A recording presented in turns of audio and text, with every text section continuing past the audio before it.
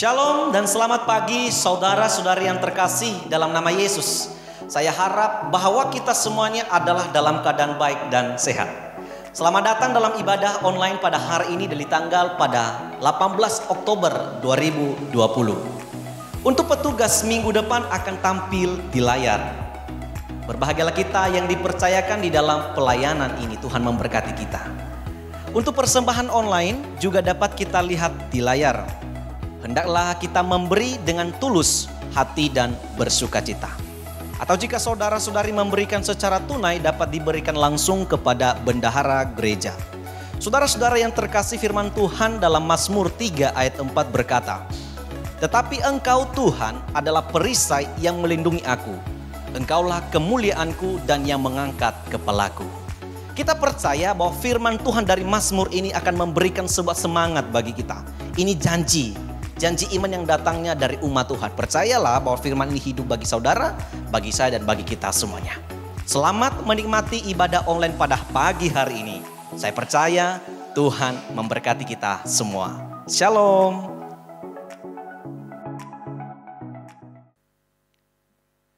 Selamat pagi semua jemaat Metodis Brandan yang sedang mengikuti ibadah ini secara online. Saya percaya kita semua dalam keadaan yang baik karena kita hidup di dalam kebaikan dan kemurahan Tuhan. Mari kita memasuki ibadah kita pada pagi hari ini.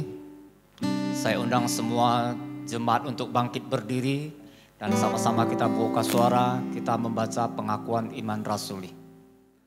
Pengakuan iman rasuli, aku percaya kepada Allah, Bapa yang Maha Kuasa, Khalik langit dan bumi, dan kepada Yesus Kristus, anaknya yang tunggal Tuhan kita, yang dikandung daripada Roh Kudus, lahir dari anak darah Maria, yang menderita sengsara di bawah pemerintahan Pontius Pilatus, disalibkan, mati dan dikuburkan.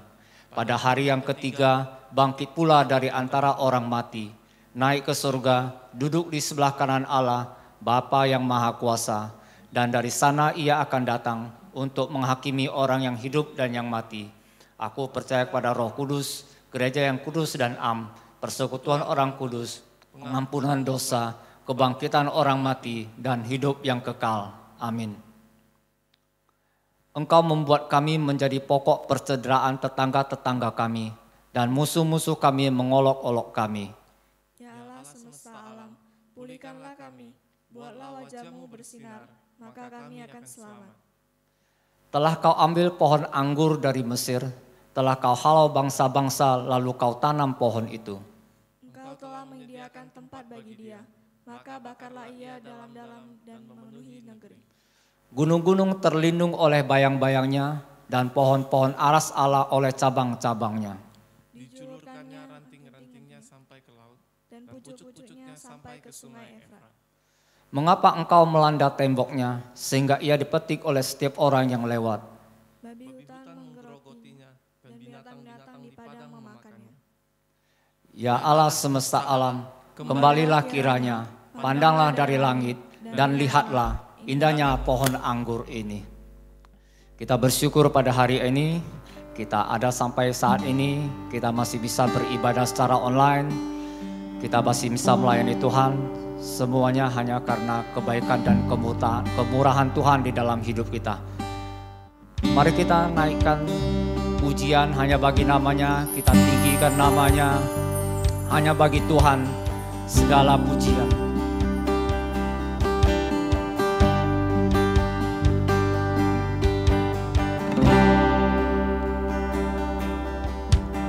Kau pencipta hidupku, Kau pelihara jiwaku, Kau layak terima segala pujian, ku naikkan syukurku. Kau pemilik hidupku, dalam kasih setiamu Yesusku, Kau terima segala pujian, ku naikkan sembahku.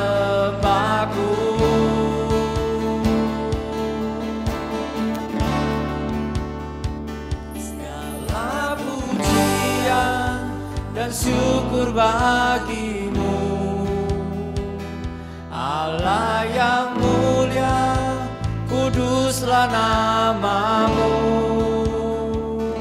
Kaulah yang awal, yang akhir dari segalanya.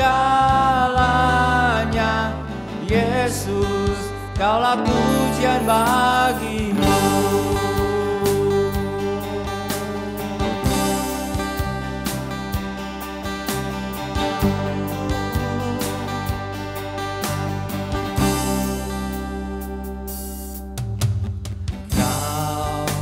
Pencipta hidupku, pemelihara jiwaku, Kau layak terima segala pujian, ku naikkan syukurku.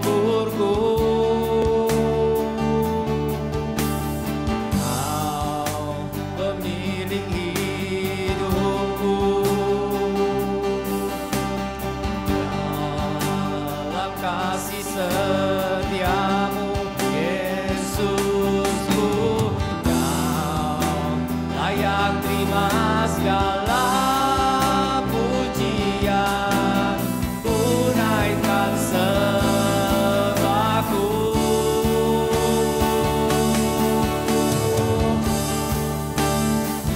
Segala pujian dan syukur bagimu, yang mulia, kuduslah namamu. Kaulah yang awal, yang akhir dari segalanya. Yesus, kaulah pujian bagiku. Segala pujian dan syukur bagimu,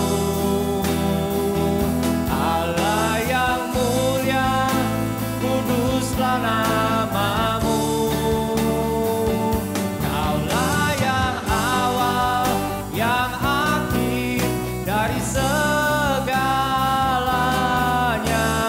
Yesus, kaulah pujian bagiku. Segala pujian dan syukur bagimu, Allah yang mulia, kuduslah namamu. Kaulah yang awal, yang akhir dari segalanya. Yesus, kaulah pujian bagiku. Segala pujian dan syukur bagimu, Allah yang mulia, kuduslah namamu. Kaulah yang awal, yang akhir dari segalanya. Yesus, kaulah pujian bagiku. Kaulah yang awal, yang akhir dari segalanya. Yesus, kaulah pujian bagiku.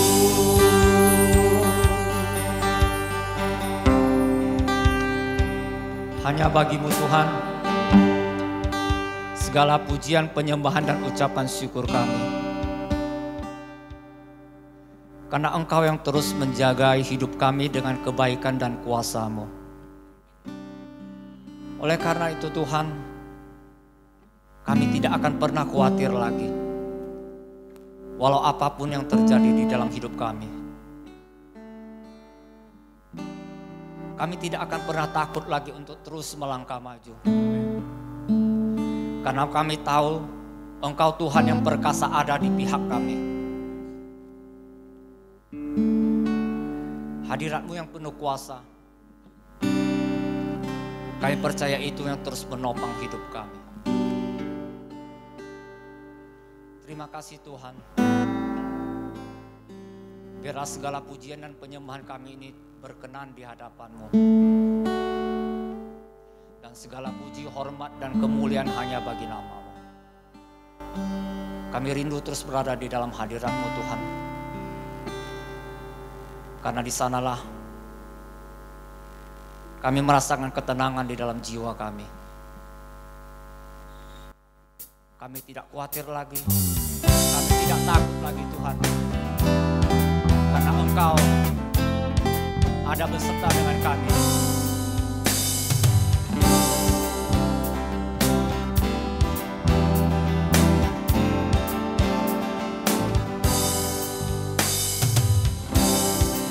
Tak perlu khawatir terhadap apapun. Tangan-Mu yang penuh kasih menopangku tanpa henti. Ku tak perlu takut untuk melangkah maju. Hadirat-Mu yang berkuasa menjagaku senantiasa, seperti tiang awan yang meneduhkan dari terik siang. Hatiku selalu tenang di dalam tangan-Mu Tuhan, seperti tiang api yang menerangi dari gelap malam. Kau menjagai hidupku dengan kebaikan-Mu. Tuhan selalu menjaga hidup kita. Tak perlu khawatir terhadap apapun. Tangan-Mu yang penuh kasih menopangku tanpa henti. Ku tak perlu takut untuk melangkah maju. Hadirat-Mu yang berkuasa menjagaku senantiasa, seperti tiang awan yang meneduhkan dari terik siang. Hatiku selalu tenang di dalam tangan-Mu Tuhan, seperti tiang api yang menerangi dari gelap malam. Kau menjagai hidupku dengan kebaikan-Mu, seperti tiang awan yang meneduhkan dari terik siang. Hatiku selalu tenang di dalam tangan-Mu Tuhan, seperti tiang api yang menerangi dari gelap malam. Kau menjagai hidupku dengan kebaikan-Mu. Kau menjagai hidupku dengan kebaikan-Mu. Kau menjagai hidupku dengan kebaikan-Mu. Terima kasih Tuhan, Engkau menjaga hidup kami dengan kebaikan-Mu. Engkau mengetahui apa yang ada di dalam hati dan pikiran kami. Engkau mengenal diri kami lebih dari siapapun. Bahkan lebih dari kami mengenal diri kami sendiri. Siapakah kami ini Tuhan sehingga Engkau begitu mengasihi kami? Engkau tidak peduli masa lalu kami. Bahkan Engkau mengubah hidup kami, menyempurnakan hidup kami, menjadikan kami suatu karya yang indah yang berharga di mata. Terima kasih Tuhan.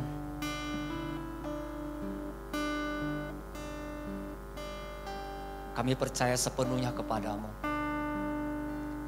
Kami percaya akan rancangan-Mu yang indah di dalam hidup kami. Pagi ini kami berkomitmen Tuhan, kami akan tetap taat dan setia kepadamu. Taat dan setia sampai akhir hidup kami Tuhan. Terima kasih Tuhan. Thank you Jesus.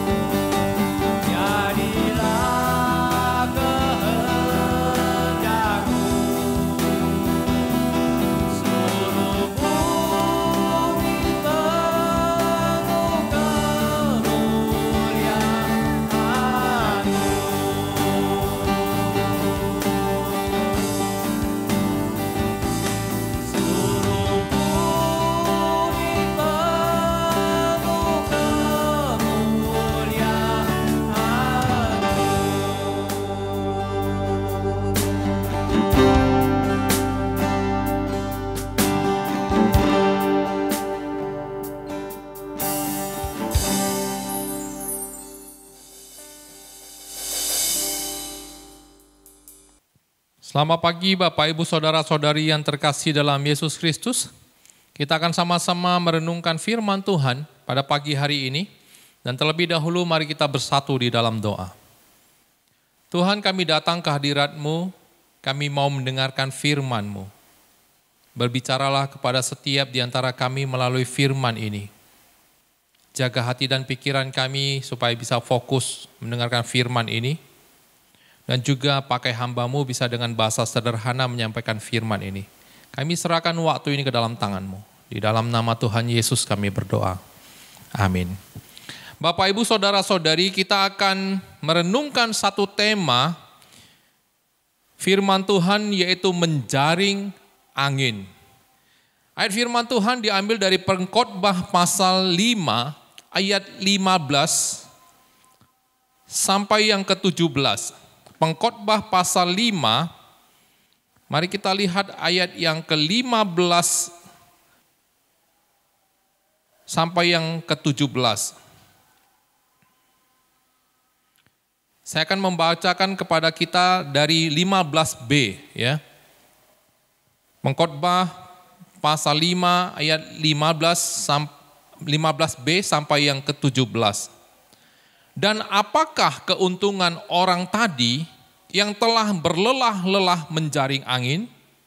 Malah sepanjang umurnya ia berada dalam kegelapan dan kesedihan, mengalami banyak kesusahan, penderitaan, dan kesesalan. Lihatlah yang kuanggap baik dan tepat ialah kalau orang makan, minum, dan bersenang-senang dalam segala usaha yang dilakukan dengan jerih payah di bawah matahari selama hidup yang pendek, yang dikaruniakan Allah kepadanya, sebab itulah bahagianya. Bapak, Ibu, Saudara-saudari, seorang bernama John Rockefeller, dia adalah seorang yang merupakan salah seorang yang terkaya di dunia. Pada saat dia itu ditanya mengenai arti daripada cukup, maka dia menjawab bahwa cukup itu baginya adalah memiliki lebih lagi, lebih sedikit, ya, memiliki sedikit lebih dari apa yang telah saya miliki sekarang. Bapak, Ibu, Saudara-saudari, kalau kita melihat pandangan daripada John ini, sesungguhnya kalau kita refleksikan dan evaluasi di dalam zaman sekarang ini, Bapak Ibu, banyak orang-orang yang punya pandangan dan prinsip seperti John ini. Berpikir bahwa kepuasan hidup, kebahagiaan hidup itu terdapat pada harta. Dan mempunyai harta yang lebih banyak dari yang dimiliki saat sekarang ini. Sehingga Bapak, Ibu, Saudara-saudari, banyak orang akan terus mengejar untuk mendapatkan harta yang lebih banyak, untuk mendapatkan harta yang semakin besar. Dan Bapak, Ibu, Saudara-saudari, banyak orang akan melelahkan diri mereka kepada rutinitas untuk mendapatkan kekayaan yang semakin banyak dan semakin besar ini, Bapak, Ibu, Saudara-saudari. Namun Bapak, Ibu, Saudara-saudari, jerih lelah manusia ini tidak akan pernah habis. Dan harta yang dikumpulkan oleh manusia ini tidak akan pernah cukup.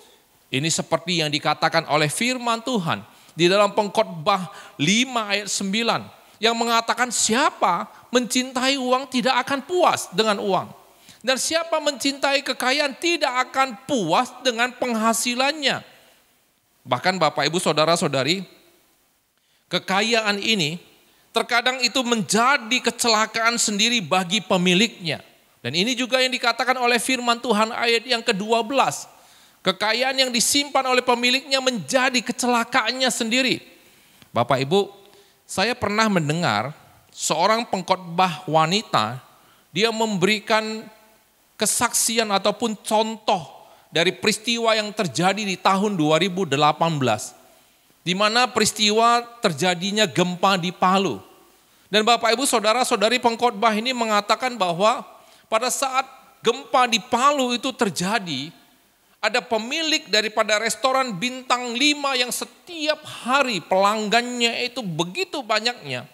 Pada saat terjadi gempa, maka dia itu lari keluar dari restoran tersebut.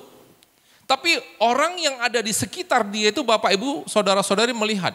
Tidak lama ketika gempa itu masih terjadi, maka suami istri pemilik restoran tersebut lari lagi masuk ke dalam rumah mereka yang merupakan restoran itu.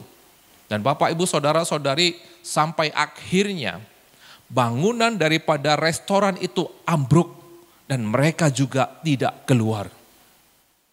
Bapak Ibu Saudara-saudari pada saat dievakuasi, maka ditemukanlah suami istri ini di tempat yang berdekatan. Dan pada saat ditemukan, Bapak Ibu Saudara-saudari mereka sedang memeluk satu bungkusan daripada tas. Masing-masing memeluk satu. Kemudian ketika diselidiki apa yang mereka peluk, apa yang mereka ambil pada saat gempa mereka lari lagi masuk ke dalam rumah itu. Ternyata Bapak Ibu Saudara-saudari yang mereka peluk itu adalah surat-surat tanah dan surat-surat berharga. Bapak Ibu Saudara-saudari ini contoh nyata yang dikatakan oleh firman Tuhan. Bahwa kekayaan itu menjadi kecelakaan bagi pemiliknya sendiri. Bahkan Bapak Ibu Saudara-saudari firman Tuhan juga mengingatkan di ayat yang ke-13. Dan kekayaan itu bisa dibinasakan oleh kemalangan Bapak Ibu Saudara-saudari. Pernah ada seorang bernama Howard Levitt. Dia memiliki sebuah mobil Ferrari dengan harga 2,4 miliar. Pada suatu hari dia mau melewati satu ruas jalan raya yang sedang kebanjiran di Toronto, Kanada. Dan saat itu Bapak Ibu Saudara-saudari dia berusaha untuk melewati sebuah genangan air. Yang ternyata genangan air itu cukup dalam dan akhirnya menenggelamkan mobilnya. Dan untunglah Bapak Ibu Saudara-saudari Howard ini berhasil keluar dan menyelamatkan diri untuk pergi ke tempat yang lebih tinggi. Bapak Ibu Saudara-saudari dari beberapa contoh peristiwa di atas. Itu mengingatkan kita akan kebenaran firman Tuhan yang mau disampaikan kepada kita pada pagi hari ini. Di mana firman Tuhan mau mengatakan kepada kita Bapak Ibu Saudara-saudari kekayaan bukanlah jaminan kehidupan dan kebahagiaan. Tapi kehidupan yang bisa dilalui dengan menikmatinya. Itu yang menjadi sumber sukacita dan kebahagiaan. Bapak Ibu Saudara-saudari kalau Anda memperhatikan berita. Beberapa minggu belakangan ini kota Medan itu dan sekitarnya banyak terjadi peristiwa kemalingan. Di mana maling itu masuk ke rumah untuk mencuri dan mengambil barang-barang berharga yang ada di rumah. Dan bahkan Bapak Ibu Saudara-saudari 2 atau 3 minggu yang lalu itu, rumah mertua saya juga kemasukan maling. Di mana maling itu masuk melalui lubang angin yang ada di atas loteng paling atas. Hanya saja bersyukur pada saat itu juga semua keluarga selamat dan tidak ada kerugian daripada harta benda. Hanya sedikit kerusakan fisik daripada rumah. Bapak Ibu Saudara-saudari hal ini mengingatkan kita akan apa yang disampaikan oleh firman Tuhan. Di dalam Matius 6 ayat 19 sampai 20, di situ firman Tuhan mengingatkan kita bahwa janganlah kamu mengumpulkan harta di bumi. Di bumi itu ngengat dan karat merusak harta itu. Dan pencuri membongkarnya serta mencurinya. Bapak Ibu Saudara-saudari demikian jugalah satu gambaran keadaan yang dilukiskan oleh pengkhotbah untuk mengingatkan kita akan kehidupan di dunia ini. Bahwa harta itu bukan sumber sukacita, bukan sumber kebahagiaan. Tapi malahan harta ini bisa menjadi sumber kesedihan, bisa menjadi sumber banyaknya kesusahan dan penderitaan serta kekesalan Bapak Ibu Saudara-saudari. Sehingga Bapak Ibu Saudara-saudari akhirnya pengkhotbah mengatakan bahwa hal mengumpulkan harta di dunia ini akan menjadi hal yang melelahkan dan menjaring angin. Di mana menjaring angin ini artinya adalah satu perbuatan sia-sia Bapak Ibu Saudara-saudari. Bapak Ibu Saudara-saudari, tapi kalau hidup itu pada dasarnya kita dasarkan pada anugerah Tuhan. Dan kita mendapatkan anugerah untuk menikmati, maka itulah kebahagiaan daripada hidup. Bapak Ibu Saudara-saudari mungkin kita bertanya, siapa sih pengkhotbah ini? sehingga dia berhak mengatakan kebenaran firman Tuhan seperti ini.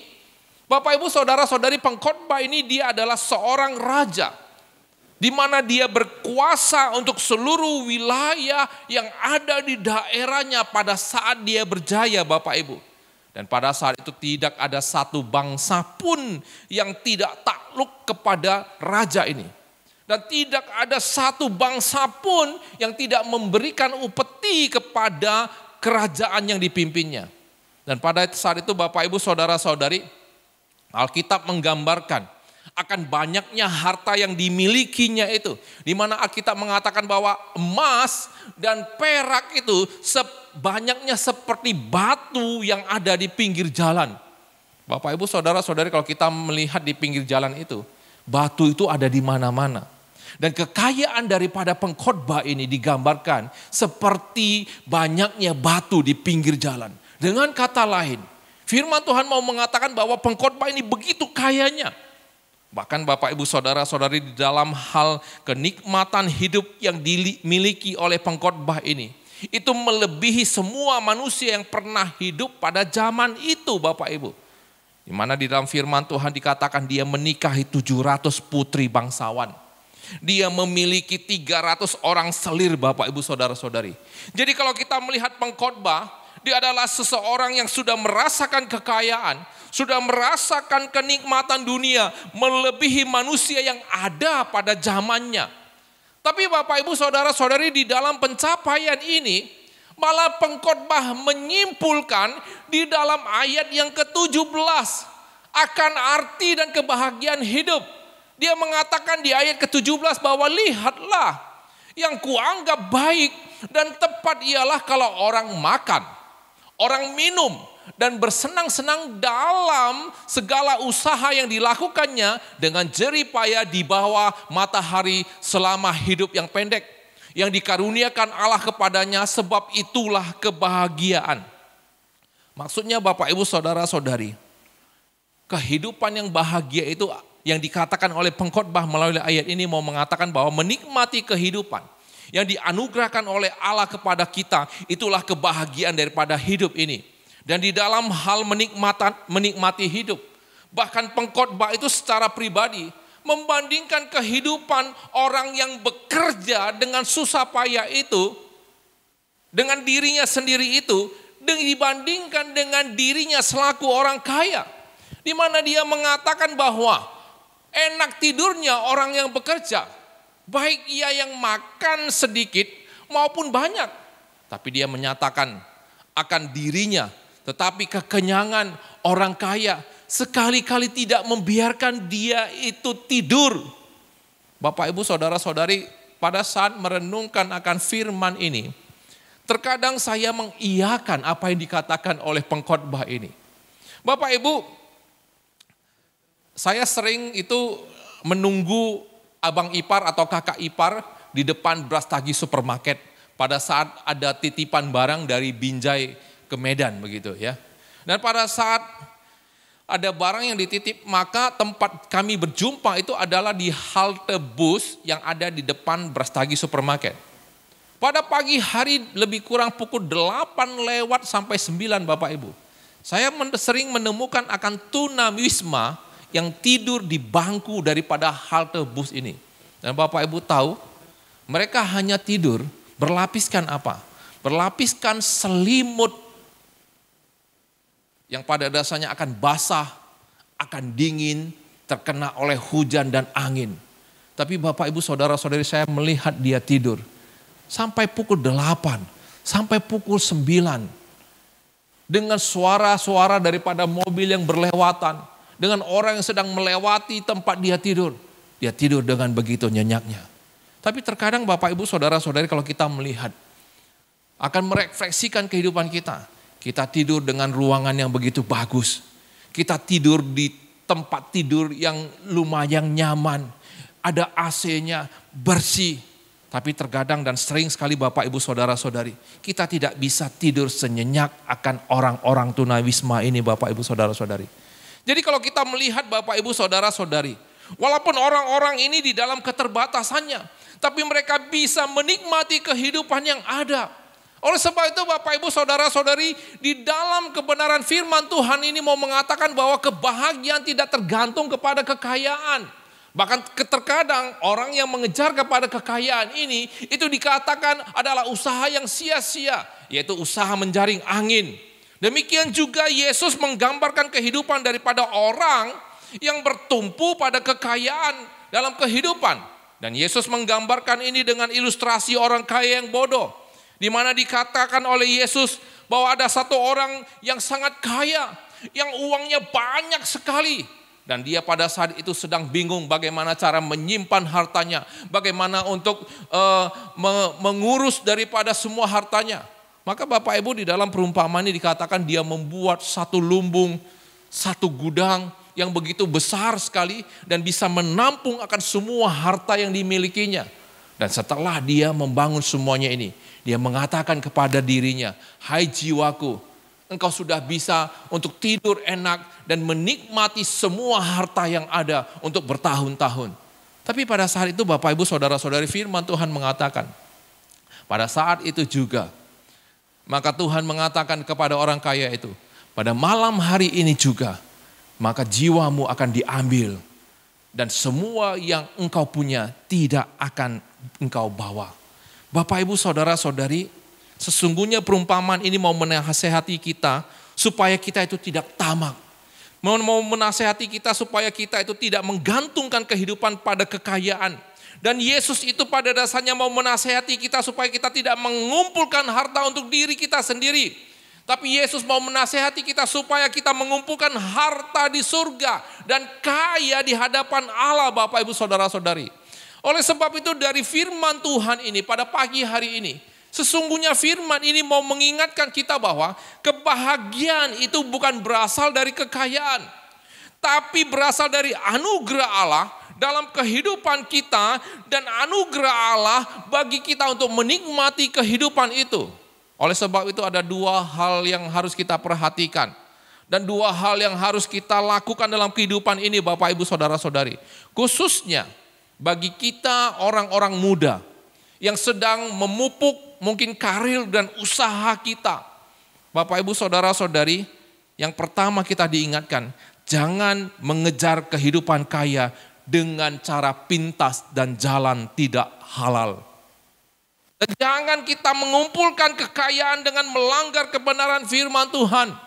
Bapak Ibu Saudara-saudari pada saat sekarang ini, dan saya tahu bahwa itu sangat tren sekali dan banyak sekali orang-orang muda yang sudah tamat sekolah atau yang sudah tamat kuliah, itu bekerja ke luar negeri.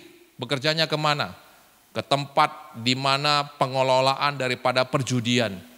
Saya tahu Bapak Ibu Saudara-saudari ada beberapa teman saya itu bertahun-tahun di sana. Dan sekali pulang dalam 2-3 tahun saja bekerja, itu sudah kaya raya. Kenapa? Gajinya besar, tipsnya lumayan. Tapi Bapak Ibu Saudara-saudari, ini adalah satu tempat pekerjaan yang pada dasarnya dikatakan tidak halal. Dan Bapak Ibu Saudara-saudari, jangan kita itu mau menjadi kaya dengan cara pintas. Jangan kita mau menjadi kaya dengan membuka usaha yang tidak halal. Contohnya membuka tempat perjudian, membuka tempat kos-kosan yang tidak benar. Dan jangan juga kita melakukan usaha dengan kecurangan Bapak Ibu. Yaitu dengan mencurangi orang lain hanya untuk mendapatkan keuntungan besar. Ini hal pertama yang mau dikatakan oleh firman Tuhan. Kemudian hal yang kedua adalah nikmatilah kehidupan sesuai dengan anugerah Allah dalam kehidupan kita. Jadi maksudnya adalah jangan kita berfokus pada kekayaan Bapak Ibu. Tetapi kita tetap harus berusaha. Kita tetap harus berencana dalam kehidupan kita. Kita serahkan semua rencana kehidupan kita kepada Tuhan. Dan nikmatilah kehidupan yang Tuhan sudah berikan kepada kita. Dengan keluarga kita, dengan orang-orang ada di sekitar kita. Dan itulah kebahagiaan kita. Dan firman Tuhan mengatakan kita akan melalui masa-masa dan hari-hari kita tanpa kita mengingat umur kita. Dengan kata lain Bapak Ibu Saudara-saudari, kita akan hidup di dalam kebahagiaan. Tanpa terasa waktu berlalu begitu cepat. Bahkan kita merasa bahwa kehidupan itu tidak cukup panjang karena kebahagiaan itu. Bapak Ibu, semalam ada satu orang yang menelepon saya. Dia bertanya dan bercerita tentang keadaan rumah tangganya. Sekarang dia mengatakan bahwa dia itu sudah berpisah dengan istrinya selama 3 minggu. Dan dia berpisah itu karena pada dasarnya mungkin ada sedikit permasalahan dan terjadi sedikit kekasaran dalam rumah tangga ini. Dan Bapak Ibu akhirnya istrinya pulang ke rumah orang tuanya. Dan sudah 3 minggu dia mencoba untuk berbaikan, dia mencoba untuk memberikan komitmen kembali untuk pada dasarnya supaya bisa bersatu, dan sang istri tidak mau. Kemudian dia bertanya, kira-kira nasihat apa yang Bapak bisa berikan akan kehidupan saya ini? Bapak Ibu saudara-saudari, saya katakan kepada dia, tetap berikan kesempatan kepada dia. Karena masalah ini juga terjadi berasal daripada engkau. Dan pada saat dia sudah bisa digerakkan dengan usaha dan perubahan hidup yang engkau lakukan, maka nikmatilah kehidupanmu dengan orang yang ada di sekitarmu, dengan dirinya. Dan juga aturlah kehidupanmu supaya kamu bisa merasakan bagaimana anugerah Tuhan dalam kehidupanmu. Bapak Ibu saudara-saudari, hidup kita itu dikatakan oleh pengkhotbah itu pendek, itu singkat. Bahkan dikatakan hidup kita di dunia ini pada dasarnya seperti usaha menjaring angin. Dan Bapak Ibu saudara-saudara, dalam kehidupan yang singkat ini, bagaimana kita melalui kehidupan ini?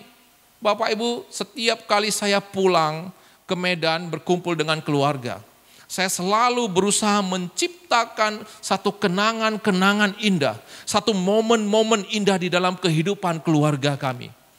Dan Bapak Ibu saudara-saudari, tujuan di mana saya selalu menciptakan momen ini, supaya setiap kali nanti suatu saat ke depan, anak-anak sudah besar, kami sudah tua, masih ada hal-hal indah yang bisa diceritakan di antara hubungan kami sebagai orang tua dan anak.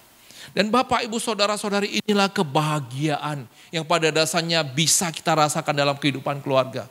Oleh sebab itu dalam setiap momen-momen kecil, kami selalu melakukan dan menciptakan momen berharga ini bersama dengan keluarga yang ada. Dan Bapak Ibu saudara-saudari, saya juga berusaha untuk memberkati orang-orang yang ada di sekitar saya. Menjadi berkat bagi orang lain. Menjadi berkat bagi satpam yang ada di sekitar. Menjadi berkat bagi satu tukang sampah yang sering membuang sampah, mengambil sampah untuk dibuang dari rumah kami. Dan juga Bapak Ibu saudara-saudari, saya juga berusaha untuk bagaimana membuat, di mana mengumpulkan harta di surga dengan jalan melakukan satu yang namanya kewajiban rohani. Memberikan persembahan, memberikan perpuluhan yang ada. Bapak Ibu saudara-saudari, bagaimana dengan kehidupan kita? Adakah kita melalui kehidupan ini dengan sia-sia atau usaha menjaring angin? Atau kita melalui kehidupan ini dengan cara kita mengumpulkan harta di surga dan kita berusaha untuk menjadi kaya di hadapan Allah? Bapak Ibu saudara-saudari, tiadalah kehidupan yang lebih bahagia selain kita bisa menikmati anugerah yang Tuhan berikan dalam kehidupan kita. Dan kita melaluinya bersama keluarga dengan baik. Dan ayat firman Tuhan sebagai kesimpulan kepada kita mengatakan di dalam 1 Timotius 6 ayat 8.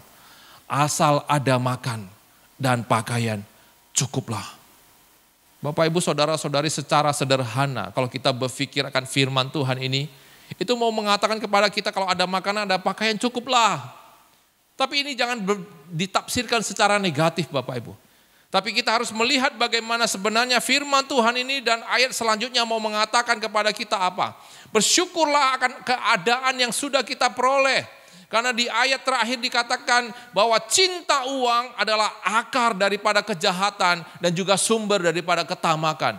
Dan ketika orang cinta akan cinta akan uang ini, maka hidupnya akan difokuskan kepada yang namanya uang, difokuskan kepada harta, dan bahkan banyak orang melakukan hal yang jahat hanya demi untuk mendapatkan yang namanya uang ini.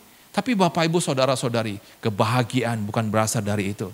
Tapi bagaimana kita bisa merasakan anugerah Tuhan, bagaimana kita bisa melalui hidup ini dengan menikmati apa yang Tuhan berikan kepada kita.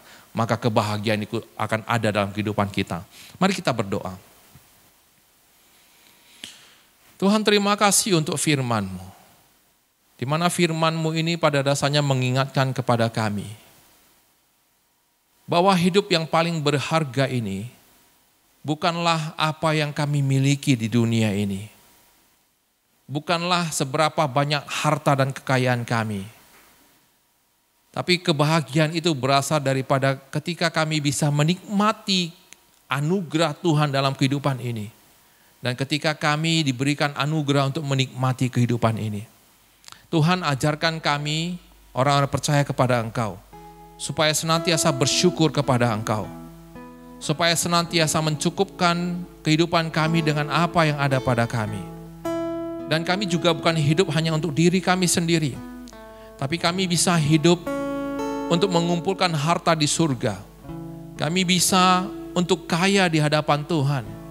Dan kami juga bisa melalui kehidupan ini dengan menciptakan momen-momen berharga dengan keluarga kami dan orang yang kami kasihi dan orang yang ada di sekitar kami. Kami bisa menjadi berkat bagi orang lain. Tuhan berkati setiap jemaat yang ada di GMI Pangkalan Brandan, yang ada di GMI Tanjung Pura, supaya di dalam kehidupan kami Tuhan, kami tidak berfokus kepada harta di dunia, tapi kami berfokus kepada harta di surga, kaya di hadapan Tuhan. Dan kami bisa merasakan kebahagiaan hidup yang Tuhan sudah anugerahkan kepada kami. Tuhan berkati dalam usaha kami, berkati dalam kehidupan setiap di antara kami, sehingga kami senantiasa bisa memuliakan nama Tuhan. Terima kasih Tuhan, inilah doa kami. Kami juga terus berdoa khususnya untuk keadaan yang ada pada masa pandemi ini. Tuhan berikanlah kepada kami anugerah yang berasal daripada Engkau, supaya kami bisa segera tuntas dan juga keadaan pandemi selesai dengan ditemukannya vaksin yang ada. Tuhan juga lindungi setiap di antara kami, supaya kami senantiasa bisa untuk terlepas dari bahaya pandemi yang ada. Tuhan juga yang berkati setiap jemaat yang lemah tubuh dan dalam usia yang tua. Untuk Pak Wijaya, Mama daripada Kowawa, untuk Acik Dahlan, Ai Tani, dan juga Ai Julina dan Pak Moran. Tuhan yang terus menyertai, supaya di dalam kelemahan tubuh yang ada anugerah Tuhan, ada belas kasihan dan penghiburan daripada Tuhan. Dan untuk setiap jemaat dalam aktivitas mereka, apapun yang mereka lakukan, Tuhan yang terus jaga. Terima kasih Tuhan, inilah doa kami. Di dalam nama Tuhan Yesus Kristus kami berdoa. Amin. Bapak Ibu Saudara-saudari, mari kita bangkit berdiri, kita akan mengakhiri ibadah kita. Kita sama-sama mengucapkan doa Bapa kami. 我们在天上的父，愿人都尊父的名为圣。愿父的国降临，愿父的旨意行在地上，如同行在天上。我们日用的饮食今日赐给我们，赦免我们的罪，如同我们赦免得罪我们的人，不叫我们遇见试探，拯救我们脱离凶恶。因为国度、权柄、荣耀，全是父的，直到永远。阿门。普天之下，万国万民，齐声赞美父子圣灵，三位一体，同用同尊，万有之源，万福之本。Amin. Kita terima berkat daripada Tuhan. Kiranya kasih karunia daripada Tuhan kita Yesus Kristus, pengasihan dari Allah Bapa, persekutuan dengan Roh Kudus yang senantiasa menyertai kita sekalian, mulai saat ini, besok sampai selama-lamanya. Amin. Amin. Amin.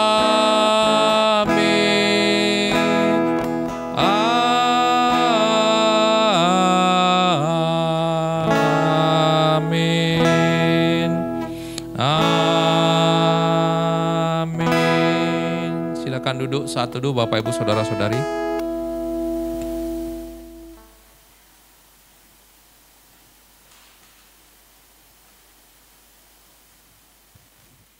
Baik, selamat pagi, selamat hari Minggu. Kiranya Tuhan yang memberkati kita dan menyertai kita dalam segala aktivitas kita. Salam, sampai jumpa lagi.